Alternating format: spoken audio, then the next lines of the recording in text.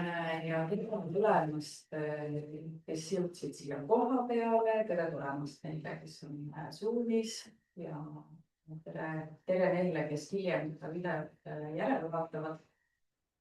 Tänane Pai Akadeemia õhtuloeng on siis teemal ühistarkus ja selle esile toomine gruppides. Mina olen Riina Lapa ja olen siis sellise koosloomelise juhtimisega või ütleme ühistarkusega juhtimise teemaga tegelenud juba mitmeid aastaid. Olen ise osa paarist organisatsioonist, kus me kasutame siis ühistarkusega juhtimise metoodikaid ja olen juba koolitanud ja konsulteerinud siis erinevaid organisatsioone Eestis sellist koosloomelisemat juhtimist ja protsesse kasutama. Ja täna on siis mul siin võimalus natukene teiega vahetada mõtteid, et mis see ühistarkus on ja kuidas teda gruppides positiivses mõttes kasutada ja organisatsioonides. Panin endale siia natukene mõtteid kirja ka, et oleks selline natukene loogiline järjestus nendel teemadel, mida ma teiega jagada tahan. Ja siis hiljem saab ka küsimusi küsida. On ka selle jaoks aega. Ja alustame siis kõige lihtsamast definitsioonist, mis asi see ühistarkus on. Tunnustan ka kohe siis Toomas Trapidot, kes on selle eestikeelse termini autor. Et inglise keelest on see siis collective wisdom, mida me mõtlesime, kuidas teda niimoodi eestindada kollektiivne tarkus, aga see termin ühistarkus tundub nagu hästi selline soe ja inimlik ja eestipärane. Ja ühistarkus, mis see on, see põhimõtteliselt tähendab siis kõikide ruumis viibivate inimeste sees olevat tarkust koos nende teadmiste, kogemuste, oskuste, perspektiiviga, maailmavaatega, kogu sellega, mis nendest teeb nemad, selle inimese, kes seal istub. Ja võib ju öelda, et loomulikult me organisatsioonides kasutame seda, et me ei ole nagu tupunuid üksteise kõrval ja me ikka ju anname endast organisatsioonis palju, siis et ühistarkuse kasutamine ei olegi, kas on või ei ole, et see on palju varjundeid ja kindlasti sellised julgemad inimesed, kes on harjunud oma arvamust avaldama ja osalema, siis nende see selline tarkus ja perspektiiv ongi rohkem grupis esile toodud. Aga on ka teisi inimesi, kes võib-olla vaiksemad ja ei pürgi niimoodi osalema. Ja lisaks sellele on tihtipeale ka, me võib-olla keskendume nendele teadmistele, oskustele, mis on parasjagu kuidagi kontekstiga seotud või mingi ekspertiisile. Ja me nii teadlikult ei vaata seda, et tegelikult sellel inimesel on laiem perspektiiv või laiem maailmavaade, mis ka võib olla väga väärtuslik. Ja muidugi on tihtipeale ka see, et meie seltskondades on, kuidas öelda, need rohkem kuuldavad inimesed ja natuke vähem kuuldavad inimesed, et kipub mõnikord niimoodi olema, et kas siis soo järgi või vanuse järgi või rassi järgi kuidagi osade inimeste arvamus loeb rohkem kui teiste oma, või teda kuulatakse rohkem. Nii et kui me räägime täna ühistarkusest ja selle kasutamisest, siis me räägime sellisest teadlikust kasutamisest, ehk siis me teadvustame endale, et inimestel on väga lai spekter teadmisi, oskusi ja perspektiive ja me teadvustame selle väärtust ja me tahame seda esile tuua, me tahame seda kasutada grupiprotsessis. Ja miks see gruppidele oluline on ja inimestele on see, et inimesed või sellised kooslused ja grupid, kus inimesed on väärtustatud võrdsetena, kus me igaüks istume sellise väärtustatud ja võrdse osalejana, siis inimesed saavad maha rahuneda. Et sellises grupis langevad ära võimuvõitlused või sellised, et ma pean kuidagi oma koha eest ma pean ennast tõestama või võitlema. Ja mida see rahunemine omakorda kaasa toob, on see, et inimesed saavad avada oma potentsiaali ja oma loovust, sest rahunenud kehast ärkab loovust täiesti loomuliku protsessina. Et kui me oleme pinges, siis ei saa loovuse energia voolama ja kui me rahuneme, siis meie selline uudishimu, spontaansus, loovus hakkab loomulikult voolama, mis tähendab, et need grupid on tihtipeale rohkem sellised elusad. Tunnen, et ma olen päriselt nende inimestega siin koos, mul on kuuldud, ma olen nähtud ja mul on siin hea olla. Et sellisest grupist nagu ei tahagi ära minna nii väga. Ja miks see organisatsioonide jaoks oluline on? Võib tuua välja, et on näiteks ise organiseeruvaid tiime, kus üteldatakse juhtimises ja selliseid metoodikaid, kus on inimestele siis antud rohkem võimu, heas mõttes võimu, vabadust, vastutust teha seda tööd, mida nad organisatsioonis teevad. Ja sellistes organisatsioonides, kes on andnud inimestele selle vabaduse ja vastutuse, need muutuvad paindlikumaks, nad muutuvad kohanevamaks, dünaamilisemaks. Mis tähendab seda, et kui väliskeskkonnas midagi muutub, mingi äkiline muutus, siis organisatsioon, kus inimesed on harjunud sellega, et nad võtavad vastutuse ja tegutsevad, siis see organisatsioon saab kohe tegutsema hakata. Ja võrreldes siis sellise organisatsiooniga, kus on võimu hierarhia hästi paigas, autoriteedid on paigas, siis kui midagi välismaailmas juhtub, kas või COVID juhtub, siis tihtipeale, mis juhtub, on see, et inimesed hanguvad ja jäävad ootama seda käsku ülevalt poolt.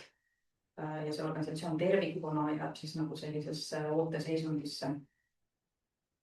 Nii et nii grupi tasandil kui organisatsiooni tasandil on kasulik siis ühistarkust märgata, esile tuua ja õppida seda ka teadlikult kasutama. Nii et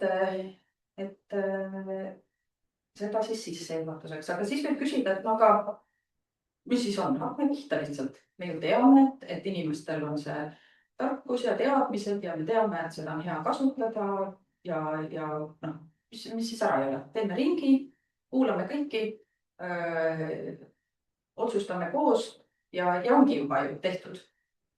Et siinkohal ma ikkagi tahan natukene täpsustada või tuua välja selle, et ühistarkuse kasutamine või selle märkamine, et see on ikkagi selline maailmavaateline muutus või paradigmaline muutus.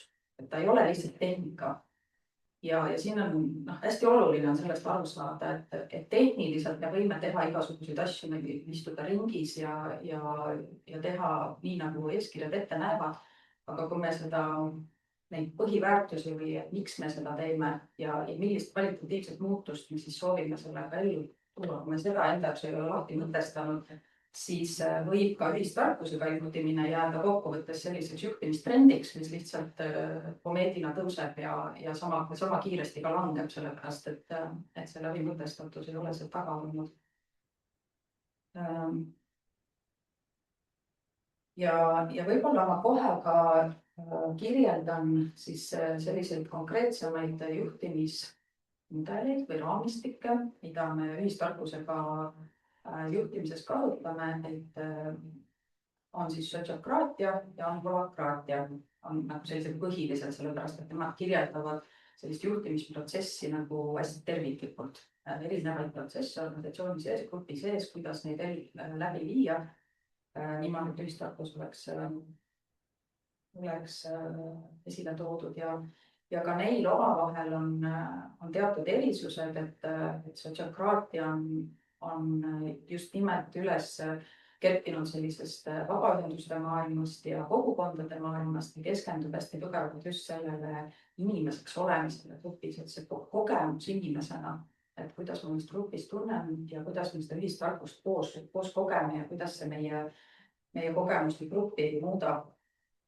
Ja siis holakraatia selle kõrval on pigem tekkinud sellises ettevõtlusmaailmas, kus siis kasutatakse võib-olla rohkem teda sellise organisatsiooni tugevdamiseks, et organisatsioon oleks efektiivne ja tulemuslik ja sellise juhtimismeetodina. Miks ma nende erisusi sisse toon, on just see, mis ma enne ütlesin, et hästi oluline on näha seda muutust, mida me tahame ühistarkusega juhtimisega esile tuua, et mitte võtta seda lihtsalt tehnikana. et ma ei taha nüüd olla hinnangule, mille tundub, et võib-olla holokraatia maailmas on natuke rohkem rõhk tehnikal ja sotsiokraatia maailmas on rohkem rõhk selle inimese kogemusel. Aga see on minu hinnang ja kui te selle teemaga ise edasi lähete ja uurite, siis te saate ise siis kogeda ja oma järeldused teha. Aga lähme korra siis natukene ajas tagasi ja vaatame, et mis need sellised baasasjad või paradigmad on, mida me soovime siis esile tuua või muuta, kasutades ühistarkust või väärtustades ühistarkust. Et sotsiokraatia aluse panijaks peetakse Hollandi koolijuhti nimega Kees Boeke, ma hääldan teda enam-vähem õigesti, kes oli siis selline ühiskondlikult aktiivne reformist, missionär, kooli looja ja tema kasutas oma loodud koolis Hollandis sotsiokraatiat, nimetas seda sotsiokraatiaks ja teadlikult siis lõi sellise juhtimismudeli, kus koolis olid võrdselt juhtimises siis nii õpetajad, õpilased kui siis administratsioon. Täiesti võrdsete osapooltena olid kõik koos. Ja selle kooli ta lõi juba 1926. aastal ja see kool siiamaani tegutseb. Ta on sellise pika ajalooga ja ma saan aru, et kohapeal ikkagi väga väärtustatud sisuga kool. Ja tema ise oli siis seal koolis 30 aastat koolijuht ja siis rakendas neid selliseid põhimõtteid, millest me kohe räägime. Ma räägin natuke taustast enne ära, et siis nendest põhimõtetest. Ja tema õpilane Gerard Endelburg oli siis see, kes võib-olla kõige kuulsamana hakkas edasi arendama seda sotsiokraatia juhtimismeetodit. Ta asus seda kasutama perekonna elektroonikafirmas 1960. aastatel ja nüüdseks on sotsiokraatia siis üle maailma levinud väga paljudesse organisatsioonidesse. Aga mis on huvitav teada, et sõna sotsiokraatia tegelikult oli juba varem olemas ja interneti andmetel on esimesena selle termini välja käinud prantsuse filosoof Auguste Comte. See oli siis juba 1851 aastal ja tema kasutas või tema mõistis seda kui sellist teadust, mis uurib, kuidas inimesed tulevad, loovad sotsiaalseid süsteeme ja seal osalevad. Ja tema ütles, et kui valitsused kasutaks seda teadust oma praktikate ja regulatsioonide loomisel, siis võiks olla võimalik luua siis valitsemise süsteem, mis vastab kõikide inimeste vajadustele ja mitte sellise ladviku vajadustele, või valitseva klassi vajadustele. Aga tagasi minnes siis Boeke juurde, et miks ta üldse seda kooli alustas või mis tema selline taust oli see, et tema kasvas üles kveekerite kogukonnas, mis on siis kristlik liikumine ja on tuntud oma sellise vägivallatu maailmavaate poolest, et sellise lihtsa eluviisi, patsifismi ja võrdõiguslikkuse eest seisja. Ja kveekeritel oli oma juhtimismeetod, mis tõesti on siis nii-öelda alus sellele, et sotsiokraatia arenes. Kveekerite selline nende selline usu põhimõte või baaspõhimõte oli see, et Jumal ei ole mitte kuskil meist väljaspool olev olend, keda me siis kummardame ja palvetame, vaid iga inimene on jumaliku sädeme kandja. Ehk siis iga inimene, kes ruumis on tükike jumalast või isegi mitte tükike, vaid ongi see jumaluse kandja ja selles mõttes ei saa ükski inimene olla olulisem kui teine inimene, sest me oleme täiesti võrdselt jumaluse kandjad ja läbi meie tuleb siis jumala tahe ilmsiks või meie toome jumala tahet maailma.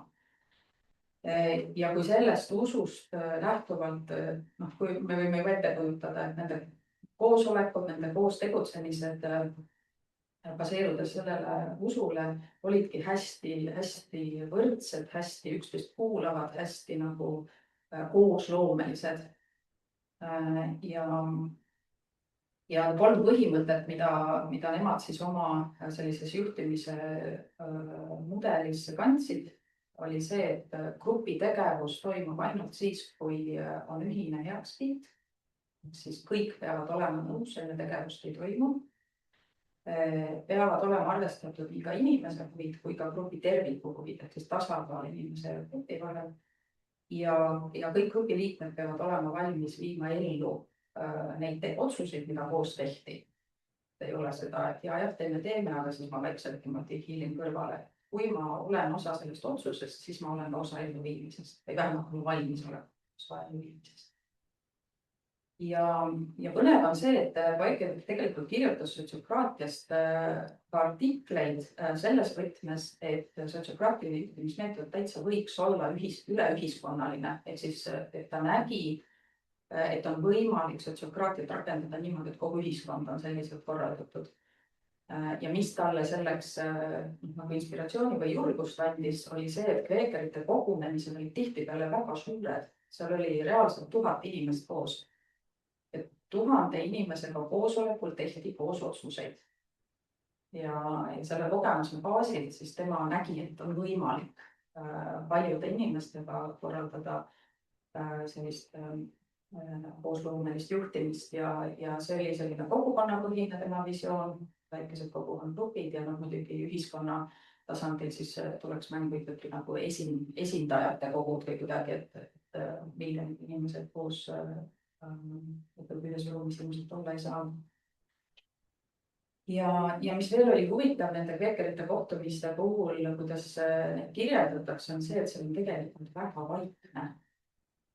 Et need kohtumised ei ole sellised, nagu meie oleme harjunud koosolekutega, et inimesed pingpongitavad ja sihuke aktiivne arutelu käib ja ideed lendavad ja niimoodi. Et seal see selline koos olemine tähendas seda, et inimesed, kuidas öelda, joonduvad selle jumaliku kehastuse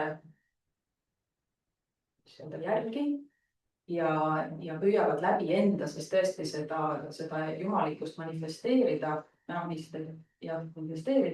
mis on see, sest jumalikkus on ühine eesmärk. Et ei ole, et igalühel on oma eesmärk, et nad nagu joondavad ennast selle ühise jumalikkuse manifesteerimise, kuidas öelda siis, lainele ja püüavad läbi enda kanaldada seda, et mida see meie ühine eesmärk siis tahab rääkida.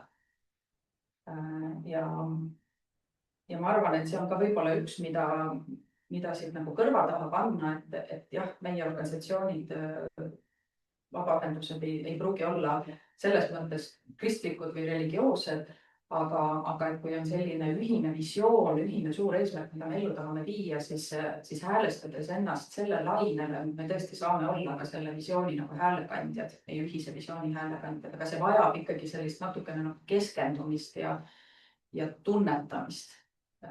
Ja tegelikult ma olen märganud küll seda, et organisatsioonides, kus teadlikult ühist tarkust kasutatakse, natuke on tõesti vaiksem. Koosolekud ei ole nii sellised kaootilised ja lärmangad kui mõnes teises organisatsioonis. Inimesed on rohkem maandatud ja keskendunud. Jällegi lihtsalt minu tunnetus, et alla kellegi suhtesid nagu. Ja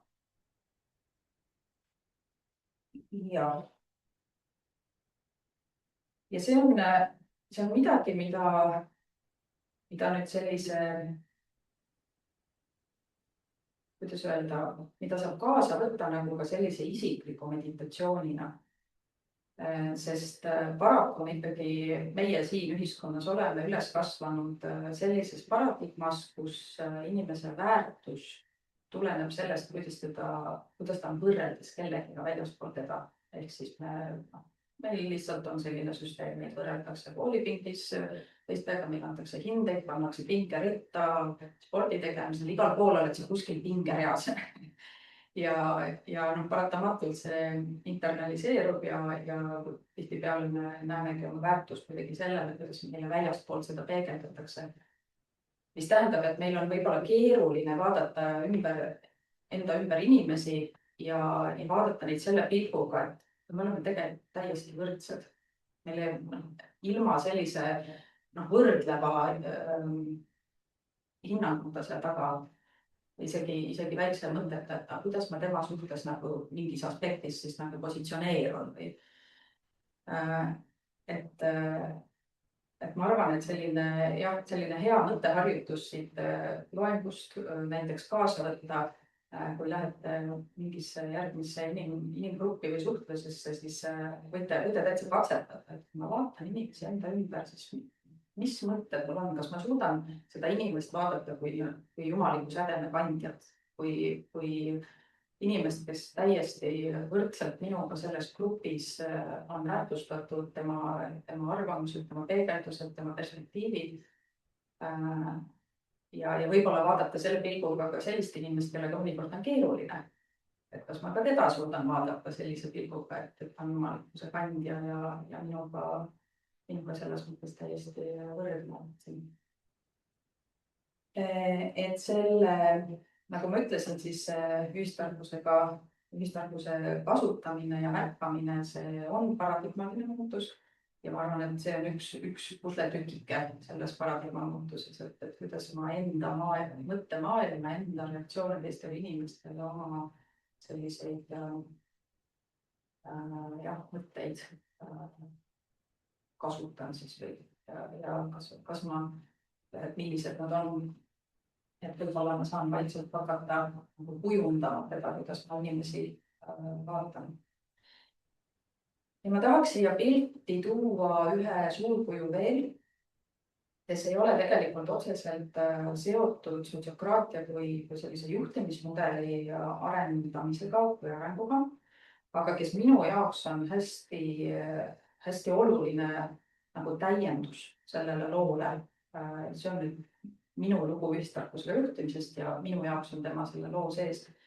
Ja see inimene on Jakob Levi Moreno, kes elas siis 19. sajandi lõpus ja 20. sajandi enamusest ajast. Ta sündis Bukarestis, aga kolis Viini, kui ta oli väike. Ja tema oli selline mees, ta õppis küll meditsiini, aga ta hakkas üha rohkem huvituma psühholoogiast ja inimeste toimimisest gruppides. Ja temast sai selliste meetodite nagu psühhotrauma ja sotsiomeetria looja. Ta oli selles mõttes hästi põnev kuju, et ta oli väga varakult juba väga häiritud sellisest ebavõrdsusest ühiskonnas ja siis osade inimeste nagu kõrvale tõrjutusest ja vähendamisest, et näiteks üks tema esimesi selliseid psühhotrauma katsetusi või grupiteraapia katsetusi oli Viinis prostituutidega. See on niisugune omaette huvitav inimene, aga sellest ma pikemalt praegu ei räägi. Ja millele tema siis keskendus, et ta alustas sellest, et ta hakkas lapsi jälgima mänguväljakul ja just nimelt seda, kuidas lapsed tõesti loomulikult käituvad loovalt ja spontaanselt. Laste jaoks on see täiesti loomulik käitumise viis või selline olemise viis. Tuleb mingi impulss, tuleb mingi loovus, kohe lähme teeme ideed, fantaasiad, kõik on kohe siin samas olemas. Ja ta jälgis seda sellist loovuse ja spontaansuse tekkimist ja kulgemist ja siis küsis, et mis hetkel sellele kuidagi nagu takistused tulevad, et lapsed on nii loomulikult loovad ja spontaansed, aga kui me suuremaks kasvame, siis meil tekib ärevus, siis meil tekib ettevaatlikkus, mis on ka selles mõttes kasulikud mehhanismid, aga nende tulemisega ka takerdub meie loovus ja spontaansus. Et tema küsis seda, et kuidas siis seda loovust ja spontaansust inimeses toetada, sest tema nägi, et see on inimese käivitav jõud, on loovus. Et kui ta oli Sigmund Freudiga samal ajal siis selline psühholoogiat ja psühhoteraapiat uuriv teadlane, ja kui Freud ütles, et inimese sellise inimsuhetel käitumise käivitavaks jõuks on libido, siis Moreno ütles, et ei, et loovus ja spontaansus on see, mis meid paneb liikuma, käima ja meie arengu käima, et me oleme olemuselt sellised uudishimulikud. Ja ta jõudis sarnaselt siis ettevõtjatega, jõudis ta selle järelduseni, et iga inimene on looja, sest meil on see loovus ja me loome seda maailma, mis tähendab, et iga inimene on Jumal. Ja tema mõistes Jumal ei olnud religioosne olend. Tema mõtles seda selles mõttes nagu abstraktsemalt, et Jumal kui kõige looja ja kuna meie oleme loovad olendid, siis igaüks meist ongi looja. Ja igal hetkel me loome seda maailma, kus me parasjagu oleme. Ja iga inimene, kes siis maailma sünnib, on kaaslooja. Sest maailma ei ole kunagi valmis, ta on pidevas loomingus. Et loomine on meie põhiolemus. Ja ta kirjutab sellest hästi nagu huvitavalt, et kuidas looming ja looja on iseenesest küll erinevad, neid ei saa selles mõttes eristada, et looja loob loomingut ja looming loob loojat. Et see loomine on nagu selline pidev protsess. Ja ta ütleb niimoodi, et kuidas saab üks asi luua teise asja, ilma et see teine asi looks esimese.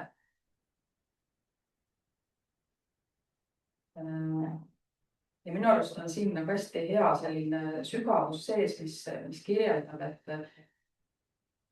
me oleme pidevas loomisprotsessis, me kõik oleme loojad ja kui me seda tunnistame, väärtustame ja märkame, siis meie elu läheb nagu kordades värvilisemaks või rikkalikumaks. Ja ühistarkuse kasutamise seisukohast on ka see, et me ei püüa mitte lihtsalt, kuidas öelda, tõmmata välja inimesest tema seda väärtuslikku teadmist ja kogemust, et siis nüüd kuidagi organisatsioon oleks tulemuslik, vaid see ühistarkuse väljatoomine, ta ei ole ainult 1 + 1 + 1 on 3, vaid ta loob ruumi, kus loovus saab aktiveeruda ja see loovus on see, kus nagu päris asjad hakkavad siis sündima või kus päriselt hakkavad asjad sündima selles mõttes, et kui inimesed lubavad endal olla loovad ja nad on seda koos, siis inimgrupis või organisatsioonis seal ei saagi ennustada, mis siis saama hakkab, sest inimesed on kõik võimsad loojad. Et osades gruppides võib-olla ühte mõni teisest teistpidi, aga see protsess, mis toimima hakkab, on nagu, ma ütleks, hästi vägev. Et inimesed hakkavad koos looma. Ja võib-olla oma kogemusest ma võin seda peegeldada, et ma olen töötanud organisatsioonidega, kus siis tasapisi oleme neid alusväärtusi mõtestanud ja ka neid tehnikaid kasutusele võtnud, siis vähemalt ühe organisatsiooniga ma nägin, et see võtab umbes aasta aega.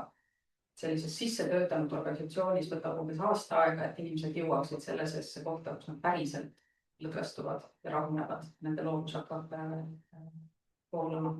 Eks see võib olla organisatsiooniti erinev, sest osades, kus on juba väga hea usaldus ja mingid protsessid, aga lihtsalt näitlikustada seda, et see võtab aega, ei ole harjunud niimoodi tegutsema.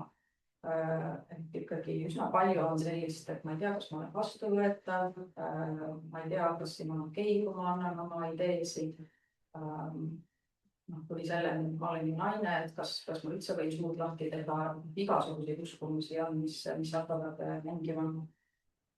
Oleneb organisatsiooni kultuurist. Aga jah, et see võtab aega.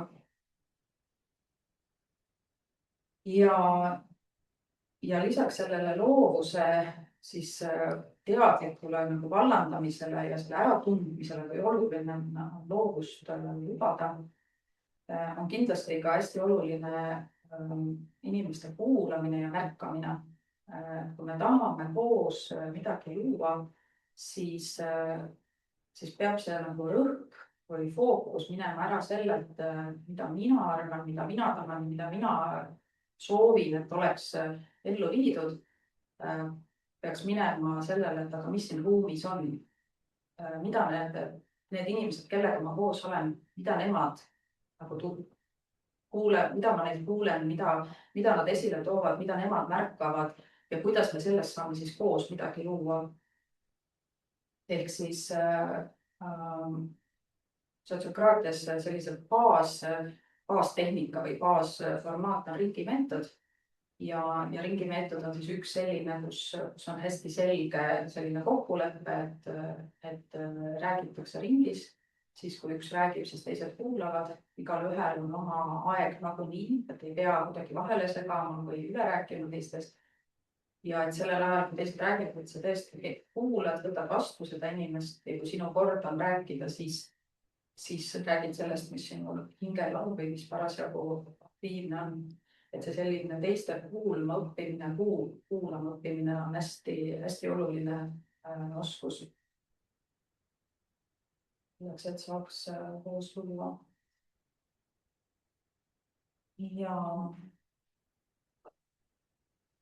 Ja võib-olla siis sellisest natukene praktilisemast poolest, et kuidas see elluviimisel või mis aspektid selle elluviimisele oluliseks kujunevad. Et kui me räägime siis sellisest grupist, kes tahab kasutada ühistarkust oma protsesside, oma juhtimise, oma sellise siis töö või koos tegemise korraldamisel, siis võib-olla esimesena on hea teadvustada endale, et grupi juhtimine tegelikult on ikkagi täiesti reaalne tegevus, mida on vaja teha, et me ei saa seda lihtsalt tegemata jätta. Et juhtimise tegevused on vajalikud ja olulised, aga mis nüüd toimub siis sellises organisatsioonis, kus tahetakse ühiselt teha ja ei taheta siis autoriteete ja võimu hierarhiaid, siis see juhtimise tasand on niimoodi inimeste vahel ära jaotatud, et võim ei kontsentreeru. Mis tähendab, et iga inimene, kes seal grupis on, siis võtab ka vastutuse selle eest, et ma olen osaline juhtimisest. Et ma võtan ka neid juhtimise ülesandeid, ma võtan ka neid juhtimise rolle, see on tavaliselt roteerumine sisse arvestatud. Aga just see ka, et ma ei saa, kui me otsustame, et me juhime koos seda grupi organisatsiooni, siis igaüks meist võtab ka vastutuse selle juhtimise eest. See tähendab reaalseid tegevusi, et olgu see siis koosolekute juhtimine, protokollide kirjutamine, mingite tagasisideprotsesside juhtimine, mis juhtimise tasandil on, et need on kõik olulised tegevused. Ja kui nüüd rääkida võim oma olemuselt on siis üks keskne teema, kui me tahame kasutada ühistarkust. Et võim on selline asi, millega meil kõigil oma suge ja oma kogemus ja tihtipeale ka oma valud, sellepärast, et meie ühiskonnas, ma ei tea, kuidas teie üles kasvasid, aga mina võin küll öelda, et koolipõlvest peale ikkagi see kogemus, mida ma lapsena sain, oli pigem see, et maha istuda ja vait olla ja kuulata seda, mida suur inimene räägib. Ehk siis alati on kuskil keegi see, kellel on rohkem võimu, kellele sa just pead alluma vähemalt lapsena. Ja neid mustreid muidugi jätkub edasi ka, kui täiskasvanuks saame ja lähme organisatsioonidesse tööle, siis on alati kuskil see nii-öelda, kus on võim. Kui sa just ise ei ole see, kes juhiks saab, siis sina oled see, kes võimu järgi peab kuidagi ennast sättima. Ja kui nüüd ühistarkusega gruppi juhtida, siis mida me teadlikult teeme, ongi sellise võimu jagamine, et ei tekiks kontsentreerumist. Ja esimene oli selles on üldse märgata, kus kohas on võim. Kuidas võim üldse esile tuleb ja et ta oleks, et me teame, kus kohas võim on, et see tähendab hästi selgeid kokkuleppeid. Ja mõnikord on seda, ei ole nii lihtne ära tunda, kus kohas võim on. Tekivad rollid tihtipeale organisatsioonides, mis osad on väga loomulikud rollid. Aga seal on oluline märgata, et seal tekib võimudünaamika. Toon paar näidet. Et näiteks on inimesed, kes on alati harjumuspäraselt võtavad asju eest. On aktiivsed inimesed, tuleb mingi teema, mingi projekt, mingi võimalus organisatsioonile. Nemad on alati need, kes teavad, kes haaravad härjal sarvist, ma tean, mida teha, korraldame kohe, teeme koosolekud, teeme tegevusplaanid, ma ei tea, siis teeme seda, ja nad hakkavad kohe tegutsema. Ja see on nende jaoks harjumuspärane loomulik. Ja siis on need inimesed, kes ütlevad, et oodake natukene, et võtame rahulikult, mõtleme natukene järgi. Ärme tormame tegudesse. Et võib-olla see võimalus, mis meile tuli väljastpoolt või pakkumine või mis iganes seal tuli, et võib-olla seal on veel valikuid, et kui me kohe tegevusesse tormame, siis me valime juba suuna ära, aga me ei ole nagu mõtestanud seda. Ja mõlemad inimesed eelistused on grupis väga vajalikud ja väga loomulikud. Aga mis seal võib juhtuda, on see, et inimesed, kes hakkavad kohe tegutsema ja tormavad siis aktiivsena asju ellu viima, siis nendel võib mõttes olla küll see, et ma olen ikkagi ju väga väärtuslik grupi liige, vaata, kus ma siin teen ja korraldan ja ma teen ju kogu grupile head sellega. Aga tegelikult, mida nad teevad, on see, et nad võtavad võimu endale ja sellele aeglasemale inimesele, mitte üldse halvas mõttes, vaid täiesti loomulikult järelemõtlemist vajavale inimesele. Talle ei jää nagu võimalust, talle ei jää seda kohta, kus öelda, et aga tegelikult ma tahan ka aktiivselt olla juures. Et see, et ma vajan aeglasemalt minekut, ei tähenda, et ma juures ei taha olla. Ehk siis seal tekib täitsa automaatselt selline võimu erinevus, mida on hästi oluline teadvustada, et need, kes kipuvad hästi kiiresti tormama tegudesse, siis nende roll on teadvustada seda ja astuda paar sammu tagasi. Ja need, kes teavad, et nad vajavad pigem rohkem aega, siis nende roll on seda endale teadvustada ja kui nad on siis ka selle aja saanud, siis teadvustada seda, et nad ka ikkagi osalevad, nad ka siis annavad oma arvamuse ja on aktiivsed. Et nad ei jää nagu midagi kõrvale. Ehk siis, kui me tahame ühistarkust grupis kasutada, siis on hästi oluline teadvustada seda, et need, kellel on oluline natuke tagasi astuda ja need, kellel on oluline natuke edasi astuda, et me liigume üksteisele lähemale ja me tõesti loome selle ruumi, kus saab see selline võrdne kohtumine toimuda. Siis millised rollid veel organisatsioonis võivad tekkida, on näiteks inimesed, kellel on väga mugav otsustada asju ja nad on sellest kiired ja neil ei ole nagu kuidagi mingit tõrget, aga siis on inimesed, kes nagu kuidagi ei taha hästi otsustada või see on ebamugav või ma ei tea, siis ma ikkagi seon ennast millegagi. Ja see tekitab ka kohe automaatselt sellise võimu erinevuse. Näiteks sellistes demokraatlikes organisatsioonides on tihtipeale otsustamine hääletamisega, siis on võimalus jääda erapooletuks. Et mina ei taha osaleda, et ma jään erapooletuks ja see tundub siuke hästi mugav koht, kus olla, sest ma ei pea siduma ennast selle otsusega. Ma ei pea ütlema ei, aga jah, on ju, ma olen justkui mitte keegi siin. Aga mida võib-olla ei teadvustada endale, et ka mitte osalemine on mõju grupile ja see on ka tegevus. Ka mitte tegevus on tegevus.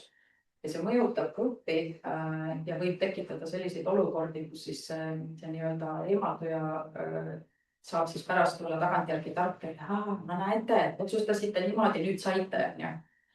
Et me tahame ikkagi, me tahame koos juhtida, koos tegutseda, siis on hästi oluline see, et otsustamisel on päriselt igaüks juures ja seal ühistarkuska juhtimises ei ole seda, et ma olen erapooletuks, et sa pead ütlema, kas sa oled nõus või sul on vastuväide, et 2 valikuvarianti.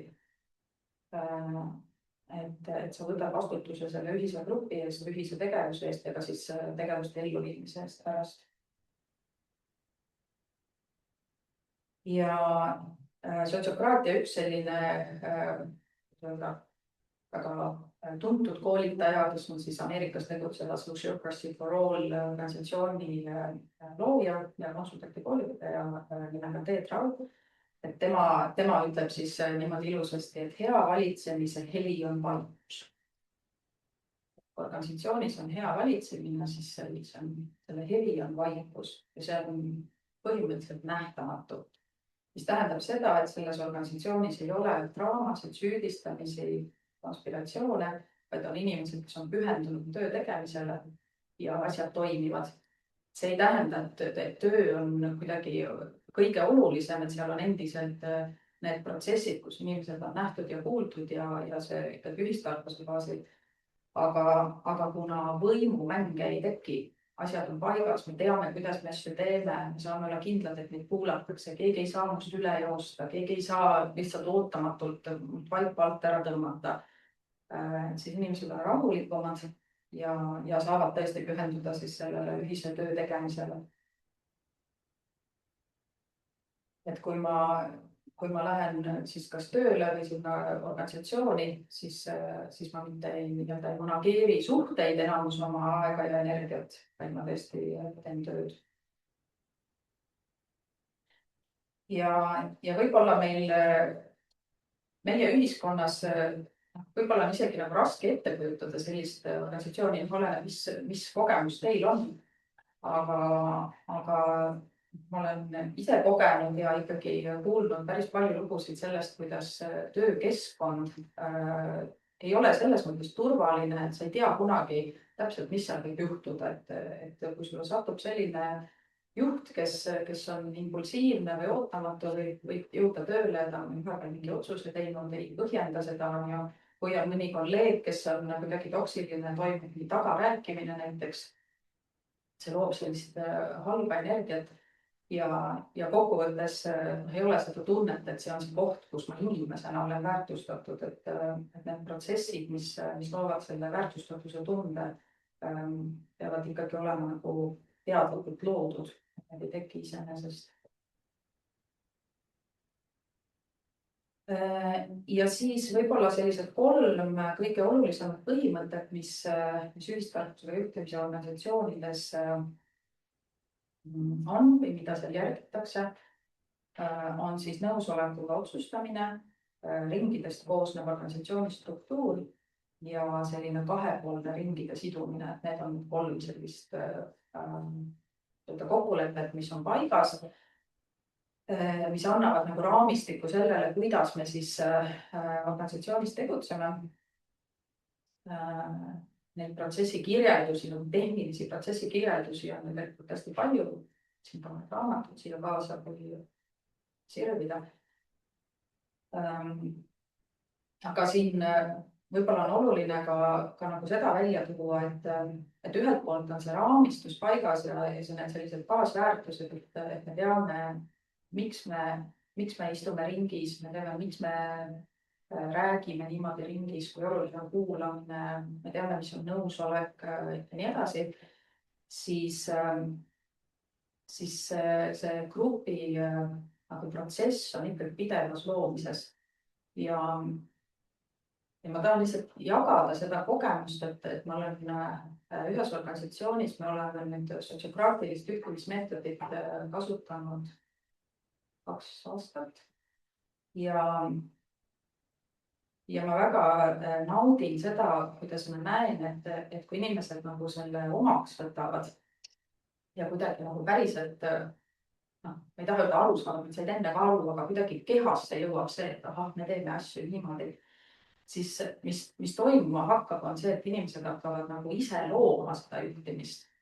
Ja mida ma selle all mõtlen, on see, et meil on see raamistik paigas, aga selle raamistiku sees tegelikult on hästi palju ruumi loovusele. Kui ma konkreetse näite toon, siis näiteks ühel hetkel alguses oli meie organisatsiooni struktuur selline valdkonnapõhine, et meil on siis nagu turunduse tiim ja meil on siis see inimressursi tiim ja siis meil on mingi huvikaitsetiim, ühesõnaga sellised valdkonnapõhine. Siis ühel hetkel organisatsioonis toimusid mingid muutused, inimesed tulid, inimesed läksid ja kuidagi tekkis see, et see ei toimi hästi ja siis alguses oli ikka tunne, et kuskil on justkui nagu see õige tee või meie struktuur oli selline, et me peame nüüd struktuuri täitma. Ja mulle väga meeldis see, kuidas me täiesti loomulikult organisatsiooni liikmed jõudsid sellele, et meie ei teeni ju struktuuri, vaid struktuur teenib meid. ja kuidas väga loomulikult tehti see lihtsalt ümber, et ei ole enam valdkonnapõhised tiimid, vaid on hoopis projektipõhised tiimid ja see toimus nii sujuvalt ja nii loomulikult, et ma nagu tõesti naudinguga vaatasin pealt seda, et see on see, et kui see ühisloome tööle hakkab, et me ei jää enam ootame kellegi targema järel, et ütle sina nüüd, kuidas me peaksime organisatsiooni struktureerima, et me tõesti tunnetame, et kuulge, praegusel hetkel vist on niimoodi kõige parem, see teenib meid kõige paremini. Jah, teeme niimoodi. Ja ei ole kedagi teist väljaspool, kes ütleb, et seda ei peaks või ei tohiks või see on meie looming, see on meie organisatsioon ja me saame teda siis kujundada vastavalt sellele, mis parasjagu selles ajahetkes loogiline tundub ja meid teenib. Ikkagi nende raamide sees, mis on siis need põhiraamid on nimetatud nõusoleku otsustab, struktuurid ja nii edasi. Ja ma võib-olla räägiks siia ka ära nõusolekuga otsustamise sellise põhiolemuse, siis see on ka võib-olla üks sellisest nagu kas nüüd paradigma muutus, aga ikkagi selline, kus on natuke vaja ümber mõtestada seda, et kuidas me otsuseid teeme või kuidas me üldse mõistame seda olukorda, kus ruumis on eriarvamused. Ja sotsiokraatias on siis nõusolekuga otsustamine on üks keskne põhimõte ja mida nõusolek tähendab, on see, et kui meil tavaliselt on kõigil oma mingi eelistus. Kui meil on arutelu ja meil on vaja otsust teha, siis tihtipeale meil on endal mõttes, mina tahaks, et oleks nii. Mina arvan, et see on kõige parem valik ja nii võiks olla. Ja kui me nüüd kasutaksime otsustamiseks hääletamist, siis selle tunnetuse pealt juba hääletataksegi, et inimesed tõstavad käe püsti selle peale, mida siis nemad sellest nii-öelda esimeseks eelistuseks peavad. Mina tahan, et asjad on nii, jah, ma tõstan käe püsti ja siis loetakse käed üle. Aga sotsiokraatias on nõusolek natukene laiem ja see on lausa selline nagu võimaluste ala, kuhu lähevad sisse ka siis need valikud või valikud, mis ei ole võib-olla oma esimene eelistus, aga millega mul on ka täiesti okei tegutseda ja mida ma näen, et täitsa vabalt võime nii teha. Ma võib-olla valiks teisiti, aga ei ole ka mitte mingit põhjust, miks me ei võiks niimoodi teha. Ja kui me nõusolekut vaatame sellise laiem alana, siis jah, juba tunnetuslikult võib aru saada, et neid kohtumispunkti või seda ühisosa on oluliselt rohkem. Sest see võimaluste ala on, iga inimese võimaluste ala on nii palju laiem, et tõenäosus, et me leiame sealt selle ühise, on juba eos oluliselt suurem. Aga siis lisaks sellele, et me keskendume sellele, millega meil on okei edasi minna, mitte sellele, mis on meie esimene eelistus, siis lisaks sellele, et üks variant on siis otsuse puhul öelda, et kas ma olen nõus, anda oma nõusolek, ja teine variant on mitte olla nõus, et esitada vastuväide. Ja vastuväide on ka nüüd spetsiifiline. See ei ole see, et mulle lihtsalt ei meeldi, ma ei taha. Et sellist valikut ei anta. Et kui inimene ütleb vastuväite, siis vastuväide peaks olema tunnetatud siis selle ühise eesmärgi suhtes. Ehk siis kui inimene tunneb, et see, mida me tahame otsustada, et ta näeb, et see on kuidagi, see ei teeni meie eesmärgi, meil lausa ohtlik meie eesmärgile. Ja võib-olla teised ei näe seda, sest igal ühel on oma unikaalne perspektiiv ja see üks inimene, kes ringis istub, näeb, et kuulge, siin on oht meie ühisele eesmärgile. Ja kui me seda teeme, siis õnnestame omanda jalgealust, et see ei ole võimalik. Siis see on see vastuväide. Ja arvestades, kui kaalukas, kui oluline on see, et kui keegi näeb siis nagu ohtu või sellist ebakõla, siis sotsiokraatias on hästi oluline rõhutatakse, et sul on lausa kohustus öelda oma vastuväide. Et see ei ole see, et mis nüüd mina ja ma ikka ei taha, ma võib-olla pidurdan gruppi, et sellist asja ei ole, et kui sa näed mingit ohtu, kui sa näed midagi, et see ei toimi, siis sul on kohustus, vastutus see välja tuua, esile tuua, et grupp saaks siis seda koos vaadata ja tunnetada, et kas see on oht või ei ole. Ja läbi sellise siis arutelu, kus on siis kaks valikut, kas sa oled nõus või sa esitad vastuväite, tuleb päevavalgele ja tuleb arutlusse oluliselt rohkem nüansse selle otsuse ümber, kui võib-olla muidu sellisel lihthääletusel tuleks. Ja otsus saab selles mõttes, ma ei saa öelda, otsus saab parem, sellepärast et ma ei arva, et on olemas halbu ja häid otsuseid. Otsus alati selgub aja jooksul, kas ta siis toob seda tulemust, mida sooviti või mitte. Aga mis see otsus on kindlasti selles mõttes toekam, et ta on kõigi grupi liikmete poolt toetatud, mis tähendab seda, et inimesed, kes on selle otsusele oma jah-sõna öelnud, on ka valmis seda ellu viima ja ei teki pärast grupis sellist kuidagi vastandumist, et mina tahtsin nii, aga seda ei otsustatud, et ma nüüd hakkan otsusele kuidagi vastu töötama, et sellist energia raiskamist vastandumise näol ei saaks tekkida, kui grupp on niimoodi nõusolekuga otsuse leidnud. Ja vaatan vaikselt silmanähtust kella. Mul oleks veel paljustki rääkida, sest see, kuidas ühistarkusega juhtimist organisatsioonis ellu viia, millele tähelepanu pöörata, hästi palju. Ja ta on ikkagi selline natukene ei ole nii harjumuspärane meile.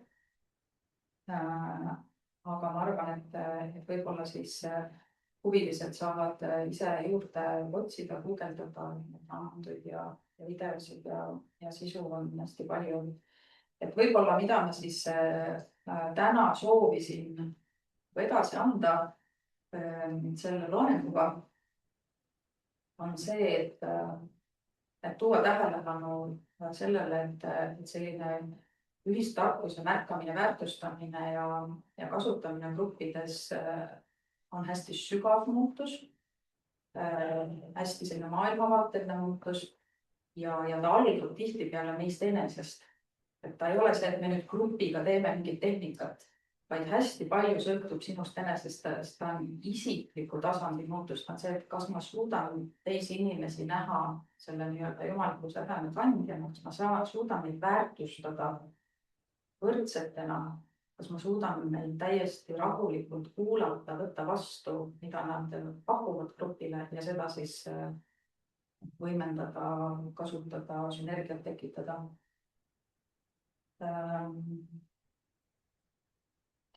Ja seal on hästi oluline osa siis ka sellel isiklikul suhtel võimuga, sest meil on igaühel oma kogemus ja endale seda läbi teadvustada, et kuidas mina oma võimu kasutan. Kas ma üle kasutan, kas ma ala kasutan, kui me inimestega suhtleme, et seal on see isiklik tasand hästi oluline. Ja samas, öeldes seda, ütlen ma ka lõpetuseks, et tegelikult selleks, et ühistarkusega praktikaid kasutada, ei pea olema vägivallatu suhtlemise ekspert, ei pea olema siis, kuidas öelda, see tundma ennast jumaliku sädemena, et hea on, kui grupis on üks või kaks inimest, kes tunnevad ühistarkuse sellist baasväärtuseid ja tehnikaid ja toovad selle gruppi ja nad saavad juba grupi viia nagu järgmisele tasandile. Et ma ei taha jätta ka seda nii, et nüüd kõik peavad kuidagi valgustunud olema selleks, et ühistarkust saaks gruppidesse tuua. Et see sama selline ringis istumine, väärtuste kandmine hakkab juba gruppi tõstma iseenesest.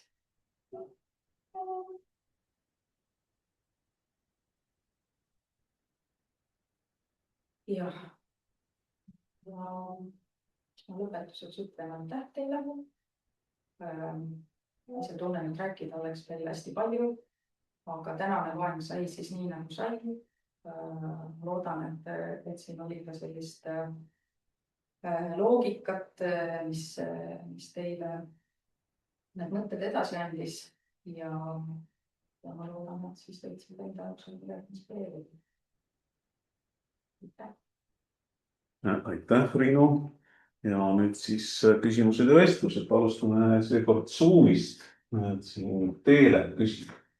Riino, mainisid tasaarengu Eesti puhul mingi olengul, et meie ühenduses tugineb ühistarkusega juhtimine hästi palju usaldusele. Mida see täpsemalt tähendab ja kuhu võiksime välja jõuda? ja see näide, mille ma enne tõin organisatsioonist, kes on hakanud loomulikult loovalt kujundama, ongi tasaareng Eesti. Ja mida ma sellega mõtlesin, ongi täpselt seesama usaldus, et me ei pea ootama kuskilt väljastpoolt õigeid vastuseid, vaid meie olemegi need loojad. Meie ise reaalselt olemegi need loojad. Ja kui mulle tundub grupis või organisatsioonis, et midagi on nagu, midagi häirinud, midagi nagu ei ole see, siis minu vastutus on see ausalt välja öelda. Mitte karta, mitte peljata, vaid ausalt välja öelda ja see on see usalduse koht. Ma usaldan seda gruppi, et ma saan välja öelda oma pinge ja ma hakkame koos sellega looma seda ühist usaldust, et järgmine kord juba keegi teine tunneb, et siin grupis on okei väljendada seda, kui ma tunnen midagi. Nagu ei ole päris see, et me saame grupina sellest kasvada ja areneda ja õppida sellest kogemusest. Et ma arvan, et peamine, mida ma mõtlesin, oli usaldusele see. Ja siis teile veel kommenteerib ja milline avastus Tallinnas tegutseb Moreno keskus, www.morenokeskus.ee. Paneme pärast lingi ka. Tõepoolest ja minu, ma rääkisin täna Jakob Levi Morenost, et Moreno keskusest ma olengi temaga lähemalt tutvunud ja ma soovitan, ta on tõesti väga põnev tegelane. Ja nüüd, kas on mõtteid või küsimusi siin ruumis? Ma annaks siis mikrofoni ka. Sa mainisid seda võimu teadvustamist. Lihtsalt jäin mõtlema sellistele gruppidele, kes võib-olla ei teadvusta seda ühistarkuse kasutamist läbi ühistarkuse enese. See on lihtsalt selline teistsugune lähenemine. Et seal võib tihti näha sellist võib-olla see teise äärmusesse minekest, et see on üle teadvustamine. Meil on kõigil mingisugune võim ja kus see tuleb ja kuidas see koguneb. Ja jäädakse sellesse kinni, et sellest nagu edasi minna on raske, et tekiks see usaldus ja need teistsugune omavaheline dünaamika.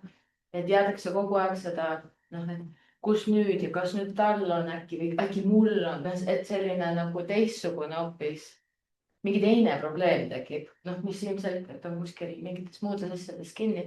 Et ma just mõtlen, et kas sul on endal kogemus selliste nagu dünaamikate tekkimisega või mis sa ise sellest võib-olla arvad niimoodi, olles praegu siin? Ja mille pärast ma ka rõhutan seda, kui oluline on enda sees tunnetada läbi oma suhe võimuga, sest meil kõigil on see ühel või teisel moel ja see tavaliselt on ikkagi mingi valu. Ja see, mida sa kirjeldad, on reaktsioon siis olukorrale, kus mul on valulik suhe võimuga ja nüüd välismaailmas siis muutub midagi, et mulle võimaldatakse võimu juures olla. Ja tavaliselt ongi siis see reaktsioon, et ma olen tavaliselt siis alavõimestatud ja nüüd järsku on mul võim. Ja mis tihtipeale organisatsioonides siis toimub, ongi see, et inimesed saavad järsku, ma saan igal pool juures olla, ma saan nüüd kõike infot ja siis nad liituvad igasse tiimi. Ühistarkusega juhtimise üks põhimõte on see, et see võib olla mitmes kohas organisatsioonis, et see ei ole ühes või mingis ametis, vaid sa võid erinevates rollides olla. Et ma liitun igasse tiimi ja nüüd on juhtkonna koosoleku protokollid on avalikud, mida ju varem olnud ei ole, et siis ma loen kõik need protokollid väga niimoodi kiivalt läbi ja töötan läbi ja siis pillun neile neid küsimusi pärast ja ühesõnaga tekib sihuke ülekompenseerimine sellest, et ma olen kogu aeg tundnud, et ma olen välja jäetud võimust ja see on ikkagi valureaktsioon, mis tavaliselt on nagu faas, sest kui inimesed aru saavad, et võimuga kaasneb ka vastutus, võim ei ole ainult vabadus, siis kui nad on ennast igasse tiimi kirja pannud ja igat protokolli loevad, siis nad peavad vaikselt aru saama, kui suur ajapuudus on. Ja kui palju vastutust võttes ma ei saa lihtsalt ka olla targutada otsuste juures, vaid ma pean reaalselt neid otsuseid ka ellu viima. Mis tähendab seda, et ma olen igas tiimis aktiivne asjade ellu viia ja ma lihtsalt ei jaksa. Nii et ta mõnes mõttes on siuke pendel ühte serva, teise serva ja siis lõpuks hakkab niimoodi vaikselt kuhugi sinna keskele minema. Ja see on nagu vajalik protsess, et enda sees see kuidagi läbi tunnetada. Samas saab seda ka läbi aususe ja sellise esile toomise teha pehmemaks organisatsioonis. tuua leida valgust, et näed, see on hetkel toimumas, see on hästi loomulik. See on tavaliselt selline valureaktsioon võimu, tunnetuslikule võimu puudumisele ja noh, siis õpetada või kuidagi hoida ja toetada seda, et me kõik päriselt nüüd töötame sellises organisatsioonis, kus me oleme kuuldud ja kus ei tehta tegusid ilma, et oleks kõigi nõusolek ja sellesse saab siis ajapikku ära maha rahuneda. Aga see on väga eluline näide, et niimoodi kipub juhtuma ja ma olen seda oma kogemuses näinud ka, et esimese hooga tekib sihuke kontrolli vajadus või selline klammerdumine. Nüüd lõpuks ma saan.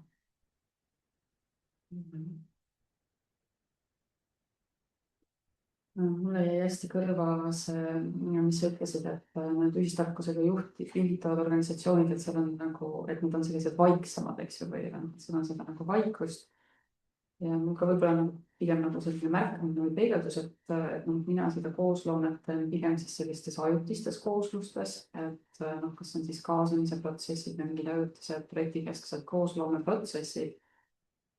Ja seal märkan tegelikult nagu seda sama asja, et need hirmud, mis on seotud sellega, et keegi kaaperdab ära mingi protsessi või võtab üle, et need väga sügavalt on seotud tegelikult sellega, et meil puudub usaldus selle suhtes, et ma selles ruumis olen tegelikult kuuldud. Et need nagu sellised hästi intensiivsed reaktsioonid, nagu väga tihti ikkagi et see on sealt nagu tabatud. Aga et kui siis luua see ruum, struktureerida see ruum, et mul on see turvatunne, et ma tegelikult saan seda väljendada, et selles mõttes see on ka, transformeerib seda sellist ägedust või jängi, mis väga tihti sellistes koosloomeprotsessides on olnud, et ma ei tea, kui palju sa seda oled oma praktikas märganud.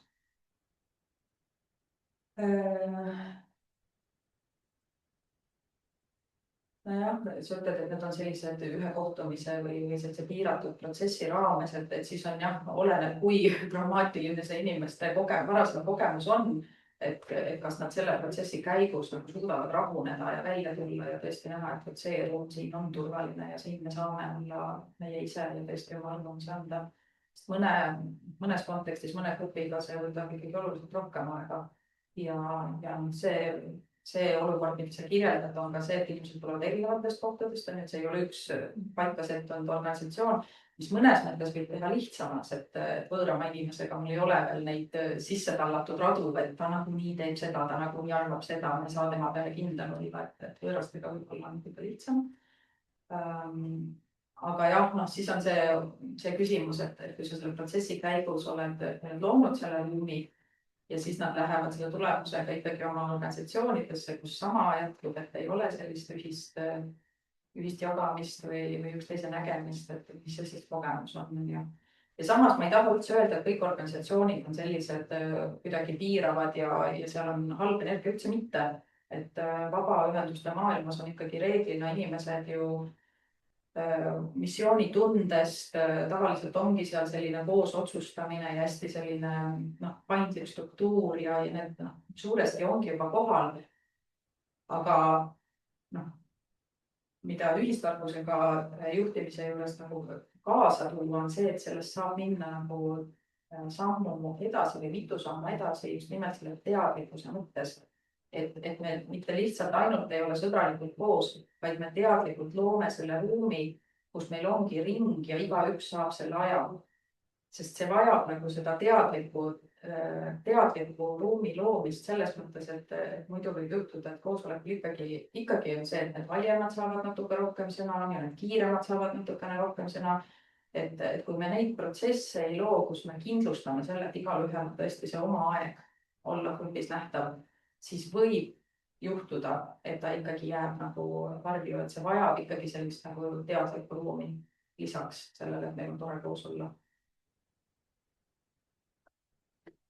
Ja Zoomis on meil ka üks küsimus tulnud veel. Mis on olnud senises eestimaises ühistarkusega juhtimise praktikas kõige suuremad väljakutsed ja kuidas nendega on toime tuldud?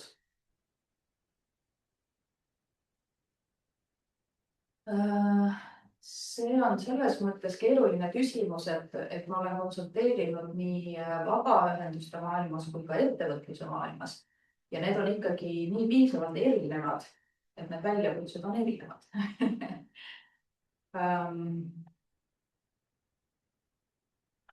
Noh, ettevõtlusmaailmas võib-olla see kohe nagu selgemini tuleb mõttesse, sest ettevõtlus oma olemuselt on ikkagi nii tulemustele orienteeritud, et mida iganes me siin teeme, päeva lõpuks on oluline see, et see müüginumber tuleks ära.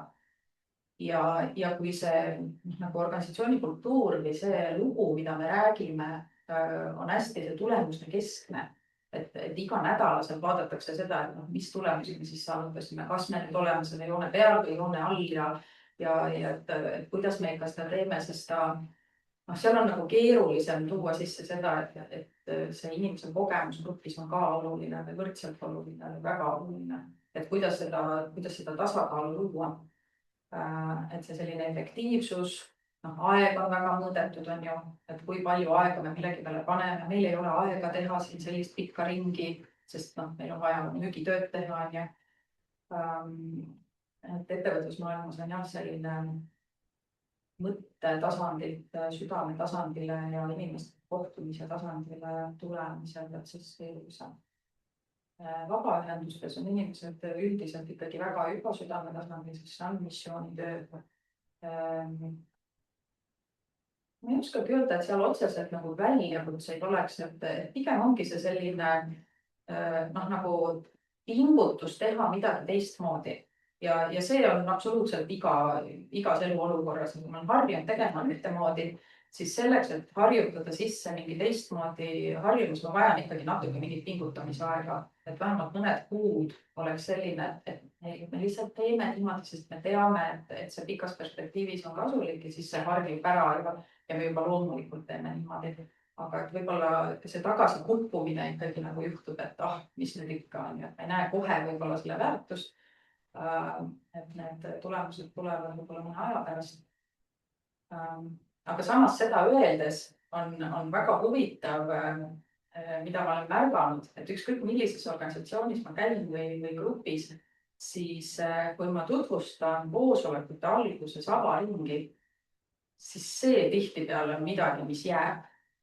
Et seda kuidagi, niimoodi saab koosolekuid alustada, et me tuleme kokku ja me ei hakkagi kohe nagu pingpongitama päevakajalisi teemasid, et me korra istume, keskendume, häälestame üksteisele ja siis alustame koosolekut, et ma olen mitmelt organisatsioonilt saanud seda tagasisidet, et see on ja ütlevad, et see on päriselt muutnud meie nagu sellist õhustikku, et me võtame selle mõned minutid, 10 minutit koosoleku algusest, et igale ühele eraldi otsa vaadata ja näha teda inimesena.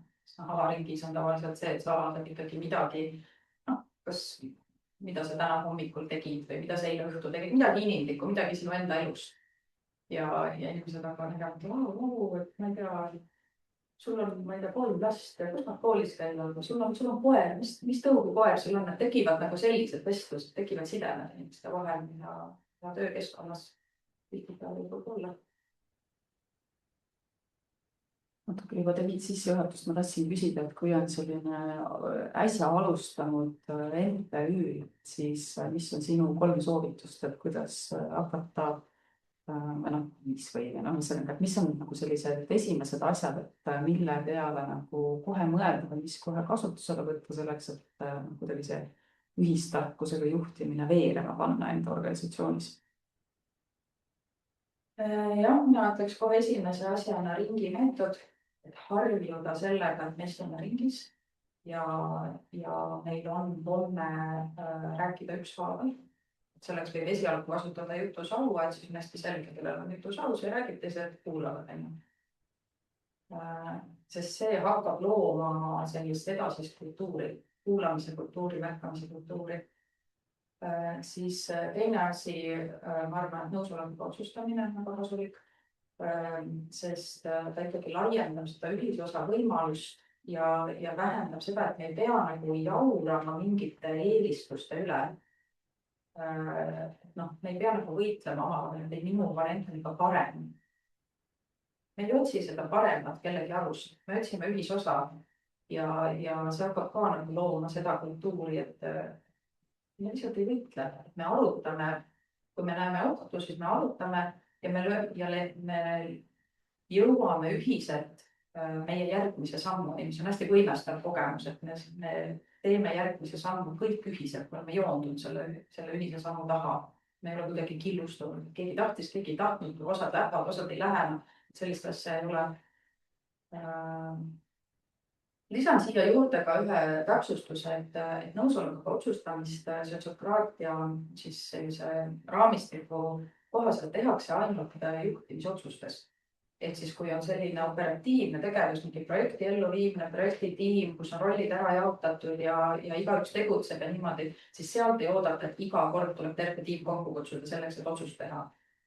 Et need, kus iga tiimi liige peab olema kohal või noh, ja ta peab saama võimalus olla kohal, tuleb võimalus ka loobuda, kui ta tahab.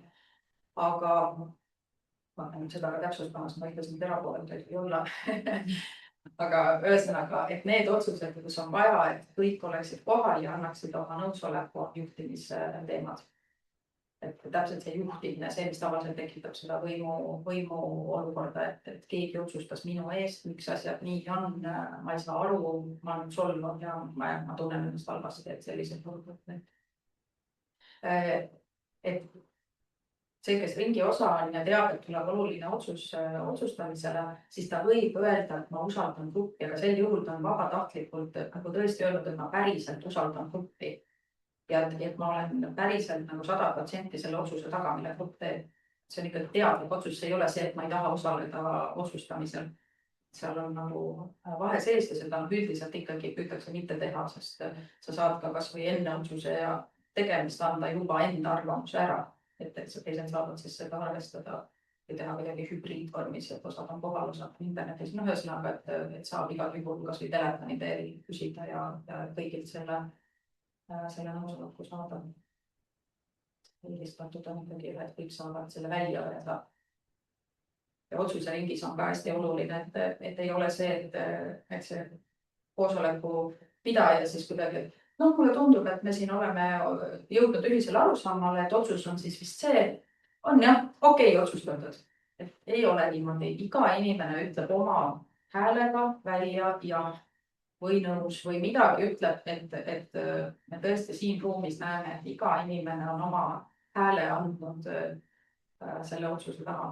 Et me ei libise üle sellest, et võib-olla keegi veel ikkagi kuidagi oli mõttes ja ei pannud isegi tähele seda, kui kiiresti see koosoleku pidaja siis üle libises, et tundub, et otsustatud kõik on ju.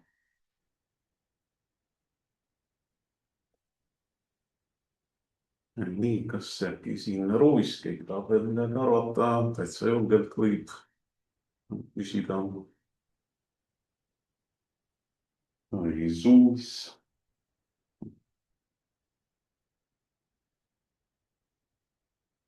No kui ei ole, siis ikkagi ma pakun sulle, Riino, võimalust selliseks lõppsõnaks. Ja nii palju on mõtteid, mida saaks edasi arendada ja veel teedeldada. Ja mina olen väga tänulik, et on need organisatsioonid, kus inimesed on siis kuidagi enda jaoks sellise ühise tegutsemise oluliseks pidanud ja teadlikult seda teed käivad. Ma tõesti naudin nendes seltskondades olemist ja see kujunebki kuidagi selleks kogemuseks, et ma ei ole seal organisatsioonis sellepärast, et teha hästi palju tööd ja hästi palju tulemusi saavutada, kuigi nende missioon on ka väga oluline, aga just see kogemus, need inimesed, see koos olemine on lihtsalt nii nagu kandev ja nii rikkalik, et sinna, kui läheks tagasi, võib aega. Soovitan proovida.